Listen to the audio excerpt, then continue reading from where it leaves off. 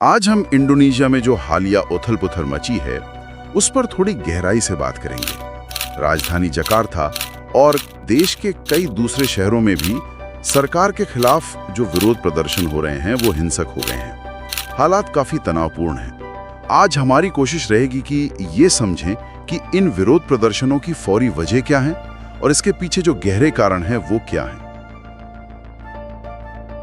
सरकार ने कैसे प्रतिक्रिया दी है, क्या कहा, क्या किया और वो कितना कारगर रहा है। तो चलिए शुरू करते हैं। सबसे पहले जो ताज़ा घटनाएं हैं, जकार्ता और कई दूसरे शहरों में, जैसा मैंने कहा, लगातार दूसरी रात हिंसक प्रदर्शन हुए। खबरें बता रही हैं कि पुलिस ने भीड़ को कंट्रोल करने के लिए आंसू गैस और पानी की तेज धार, मतलब वाटर कैनन का इस्तेमाल किया है। मंजर काफी तनावपूर्ण रहे हैं। लेकिन ये प्रदर्शन एकदम से शुरू नहीं हुए। इसके पीछे कई मुद्दे हैं जो लोगों को काफी समय से परेशान कर रहे हैं, जैसे बढ़ती महंगाई, मतलब रोजमर्रा की चीजों का महंगा होना, अच्छी नौकरियों की कमी और कम तनख्वाह। पर लगता है जिस चिंगारी ने आग भड़काई वो गुरुवार को हुई एक दुखद घटना थी। एक मोटरसाइकिल टैक्सी ड्राइवर की मौत, जिसे कथित तौर पर एक पुलिस गाड़ी ने कुचल दिया। इसने गुस्से को एकदम बढ़ा दिया। ये घटना तो जैसे मतलब आग में घी डालने जैसा काम कर गई। लेकिन ये समझना जरूरी है कि विरोध का माहौल तो पहले से ही बन रहा था। दिलचस्प बात यह है कि ये प्रदर्शन असल में इसी हफ्ते शुरू हुए थे, जब छात्र विरोध कर रहे थे। वो सांसद यानी एमपीज को जो सैलरी पैकेज मिलने वाला था, उसका विरोध कर रहे थे। ये पैकेज इंडोनेशिया में जो मिनिमम वेज है, उससे करीब 10 गुना ज्यादा है। यहीं से लोगों में वो एक गहरा गुस्सा और निराशा फैलनी शुरू हुई। उन्हें लग रहा है कि सरकार, संसद, जिन्हें उनका प्रतिनिधि होना चाहिए, वो उनकी मुश्किलों से पूरी तरह कटे हुए हैं। एक तरफ आम आदमी है जो रोज की जरूरतें पूरी करने के लिए जूझ रहा है। महंगाई बढ़ती जा रही है, नौकरियां मिल नहीं रही, और अगर मिल भी जाए तो तनख्वाह इतनी कम कि गुजारा मुश्किल है। और दूसरी तरफ उन्हें लगता है कि भाई जो सत्ता में है, जो अमीर है, वो और अमीर होते जा रहे हैं, जबकि उनकी अपनी जिंदगी में कोई सुधार नहीं। जकार्ता से जो तस्वीरें और वीडियो हमने देखे, वो वाकई परेशान करने वाले थे। भारी बारिश के बावजूद हजारों लोग सड़कों पर थे। पुलिस हेडक्वार्टर पर पत्थर फेंके गए, पटाखे फेंके गए, कुछ जगहों पर आगजनी की भी खबरें आईं। माहौल बहुत ही विस्फोटक लग रहा था। ऐसा लगा जैसे ड्राइवर की मौत ने उस पहले से मौजूद गुस्से को एक दिशा दे दी। एमनेस्टी इंटरनेशनल इंडोनेशिया की डिप्टी डायरेक्टर ने इसे बिल्कुल सही कहा। ये ऊंट की कमर तोड़ने वाला आखिरी तिनका था। हालांकि ये वाले विरोध प्रदर्शन कुछ दिनों से चल रहे थे। ये याद रखना बहुत जरूरी है कि ये इस साल का पहला बड़ा जन आंदोलन नहीं है। और दुख की बात यह है कि ये पहला मौका भी नहीं है जब पुलिस पर जरूरत से ज्यादा बल प्रयोग के आरोप लगे हों। एमनेस्टी के रिकॉर्ड देखें तो इसी साल मई में, अगस्त में भी बड़े प्रदर्शन हुए थे और उनमें भी पुलिस की प्रतिक्रिया पर सवाल उठे थे। पिछले साल के आखिर में भी इसी तरह बड़े पैमाने पर प्रदर्शन हुए थे। और इन सभी मामलों में एक पैटर्न सा दिखता है, पुलिस द्वारा अत्यधिक बल का प्रयोग। इसमें आंसू गैस का गलत इस्तेमाल शामिल है, अक्सर बंद जगहों पर या शांतिपूर्ण प्रदर्शनकारियों पर भी। पानी की तेज बौछारें और कई मामलों में तो प्रदर्शनकारियों के साथ मारपीट की घटनाएं भी सामने आई हैं। ये कोई एकाध घटना नहीं, बल्कि एक चिंताजनक पैटर्न है। जब लोगों ने अपनी आंखों के सामने एक पुलिस वाहन को एक आम नागरिक एक मोटरसाइकिल वाले को कुचलते देखा, चाहे वो जानबूझकर था या लापरवाही से, तो वो जमा हुए गुस्से और हताशा के लिए एक फौरी ट्रिगर बन गया। इसने पुलिस और सरकार के प्रति जो अविश्वास था, उसे और गहरा कर दिया। अगर इंडोनेशिया का इतिहास देखें तो वहां असमानता, भ्रष्टाचार, शासन के मुद्दों को लेकर जन आंदोलनों का एक लंबा सिलसिला रहा है।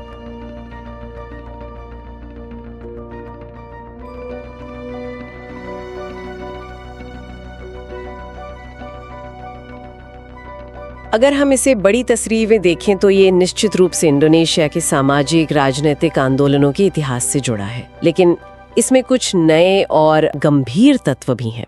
सरकार को ये समझने की जरूरत है कि पिछले कई सालों से वो लगातार जनता की राय और उनकी चिंताओं को जिसे कहते हैं गैसलाइट कर रही हैं। जब लोग अपनी समस्याएं उठाते हैं तो उनकी चिंताओं को खारिज कर दिया जाता है, उन्हें छोटा बताया जाता है या फिर उन्हें गलत मंशा से प्रेरित बताकर बदनाम करने की कोशिश होती है। ये सिर्फ नजरअंदाज करना नहीं है, ये उनकी सच्चाई को नकारना है एक तरह से।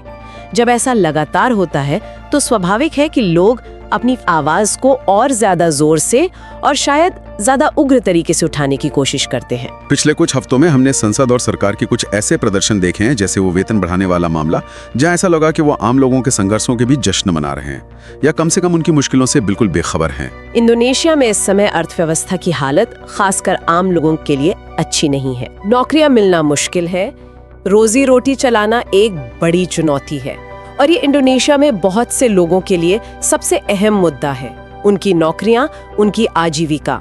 तो जो अब हो रहा है, सड़कों पर ये गुस्सा, ये काफी हद तक अपेक्षित था। काश सरकार ने पहले ध्यान दिया होता, लोगों की बात सुनी होती। ये निराशा और गुस्सा धीरे धीरे जमा हो रहा था और अब फट पड़ा है। राष्ट्रपति प्रभावो सुबियांतो ने उस घटना पर खेद जरूर जताया है जिसमें ड्राइवर की मौत हुई, और उन्होंने अत्यधिक बल प्रयोग की बात भी मानी है। लेकिन क्या सिर्फ खेद जताना काफी है?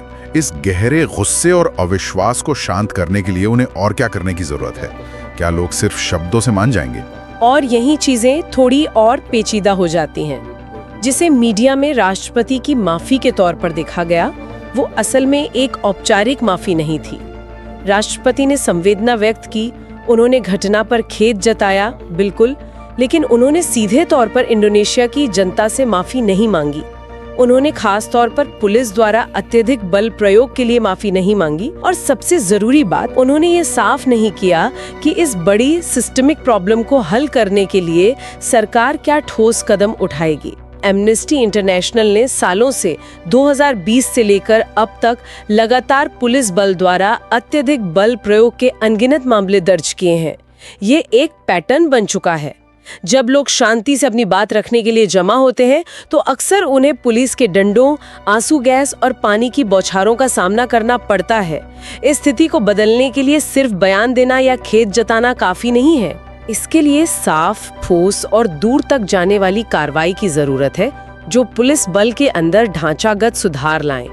इसमें ट्रेनिंग में बदलाव, जवाबदेही के सख्त तरीके बनाना और गलत काम करने वालों को सजा देना शामिल है। सिर्फ माफी या खेद से काम नहीं चलेगा, जवाबदेही ऊपर तक जानी चाहिए, क्योंकि ये एक सिस्टमिक प्रॉब्लम है और इसे जड़ से ठीक करने की जरूरत है। इंडोनेशिया को अक्सर दक्षिण पूर्व एशिया में लोकतंत्र के एक मॉडल के तौर पर देखा जाता है, खासकर 1998 में सुहार्तो के पतन के बाद जो लोकतांत्रिक सुधार हुए उसके संदर्भ में। क्या ये हालिया विरोध प्रदर्शन और सरकार की प्रतिक्रिया, जिसमें बल प्रयोग और अपर्याप्त जवाबदेही शामिल हैं, आज उस मॉडल लोकतंत्र की धारणा को चुनौती दे रही हैं? और इस अंदरूनी अशांति का इंडोनेशिया की अंतर्राष्ट्रीय प्रतिष्ठा पर क्या असर पड़ सकता है, खासकर जब वो क्षेत्र में एक अहम खिलाड़ी है? सरकार को इस बात की गहरी चिंता होनी चाहिए कि वो उस लोकतांत्रिक छवि को बनाए रखने में लगातार नाकाम हो रही है, जिसे वो दुनिया के सामने रखना चाहती है। पिछले कुछ सालों में हमने ऐसे कई कदम देखे हैं जो लोकतांत्रिक सिद्धांतों के उलट जाते हैं। जैसे प्रेस की आज़ादी पर रोक लगाने की कोशिशें हुई हैं, कई पत्रकारों पर हमले हुए हैं या उन्हें डराया धमकाया गया है। अभिव्यक्ति की स्वतंत्रता, बोलने की आज़ादी पर भी लगाम कसी जा रही है। सरकार की आलोचना करने वालों या असहमति जताने वालों को, चाहे वो ऑनलाइन करें या ऑफलाइन, कई बार आपराधिक मामलों में फंसाने की कोशिश की गई है। ये सारी चीजें उस लोकतांत्रिक मॉडल की छवि के बिल्कुल खिलाफ है जिसे इंडोनेशिया दिखाना चाहता है। इसलिए मुझे लगता है कि सरकार को विदेशों में, खासकर लोकतंत्र और मानवाधिकारों के मामले में, अपनी छवि को लेकर बहुत ज्यादा चिंतित होना चाहिए। ये उनकी अंतर्राष्ट्रीय साख को कमजोर कर सकता है। लेकिन यहाँ एक और पहलू है जिसकी मैं इंडोनेशियाई लोगों में बहुत तारीफ करती हूँ। वो ये कि इन मुश्किल और एक तरह से दमनकारी समयों में भी जब लगता है कि सरकार अपने ही लोगों के अधिकारों पर हमला कर रही है, लोग चुप नहीं बैठे हैं। लोग अभी भी सड़कों पर उतर रहे हैं। वे ऑनलाइन अपनी आलोचना खुलकर जाहिर कर रहे हैं। छात्र, कार्यकर्ता, आम नागरिक, वे अभी भी संगठित हो रहे हैं। वे अभी भी अपने साथी इंडोनेशियाई लोगों के लिए बेहतर भविष्य बनाने की कोशिश कर रहे हैं। ये उनके जज्बे और लोकतांत्रिक मूल्यों के प्रति उनकी जो प्रतिबद्धता है, उसका एक अहम सबूत है। एक तरफ सरकार है जो कुछ जानकारों के मुताबिक लोकतांत्रिक सिद्धांतों को कमजोर करती दिख रही है, और दूसरी तरफ जनता है जो उन्हीं सिद्धांतों के लिए जोरदार तरीके से खड़ी हो रही है। शायद चार्ल्स डिकेंस ने जैसा कहा था, कुछ मायनों में ये सबसे अच्छा समय है और कुछ मायनों में ये सबसे बुरा समय है। सरकार का प्रदर्शन खासकर लोकतांत्रिक पैमानों और मानवाधिकारों के लिहाज से बहुत निराशाजनक है। लेकिन दूसरी तरफ जनता की सक्रियता, उनकी हिम्मत और बदलाव लाने की उनकी इच्छा शक्ति वो प्रेरणा देती है। लोग शांतिपूर्वक विरोध कर रहे हैं, अपनी आवाज उठा रहे हैं, आलोचना कर रहे हैं। और जैसा कि इंडोनेशिया के लोगों ने इतिहास में बार बार दिखाया है, मुझे विश्वास है कि वे लोकतंत्र की इस परंपरा के प्रति सच्चे रहेंगे, भले ही उन्हें इसकी कीमत चुकानी पड़े। जहां एक तरफ सरकार लोकतांत्रिक मूल्यों को कमजोर करती हुई दिखती है, वहीं दूसरी तरफ उसके नागरिक उन्हीं मूल्यों के लिए मजबूती से संघर्ष कर रहे हैं। ये इंडोनेशिया के भविष्य के रास्ते के लिए क्या संकेत देता है और दक्षिण पूर्व एशिया में एक प्रमुख शक्ति और नेता के रूप में उसकी भूमिका पर उसका क्या असर पड़ेगा? ये एक ऐसा सवाल है जिसका जवाब तो आने वाला वक्त ही देगा,